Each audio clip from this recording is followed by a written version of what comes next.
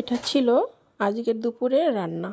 ভেবেছিলাম মোচার ঘন্টটা তোমাদের কাছে প্রথম থেকে শেষ পর্যন্ত শেয়ার করব, কিন্তু মনে ছিল না। তো সেই কারণেই সব রান্নারই একটু একটু করে দেখাচ্ছি। মোচার ঘন্টটা হয়ে গেছে, এবারে করছি মাছের ঝোল। চারা কাতলা মাছের ঝোল। কেউ খাবে ভাজা, কেউ খাবে ঝোল, সেই কারণে 4 জন লোক 2 পিস করলাম ঝোল আর 2 পিস ভাজা।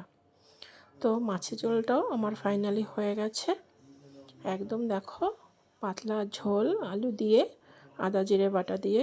কার কার পছন্দ এটা আমাকে বলো। আমরা কিন্তু এরকম হালকা পাতলাই রান্না খাই। যাই হোক, আর এটা ছিল সাঁচি কুমড়োর তরকারি। এটাও কিন্তু একদমই সাদামাটা। তো আর এখানে মাত্র 4 পিস বেগুন ভাজা। বেগুনটা কিন্তু সুন্দর করে লাল লাল করে ভেজে নিয়েছি। তাহলে চলো ফাইনালি আজকে কী কী রান্না হয়েছে দেখাই। এটা ছিল ভাত, আর এই সেই বেগুন ভাজা, মোচার ঘন্ট, আর সাঁচি কুমড়োর তরকারি,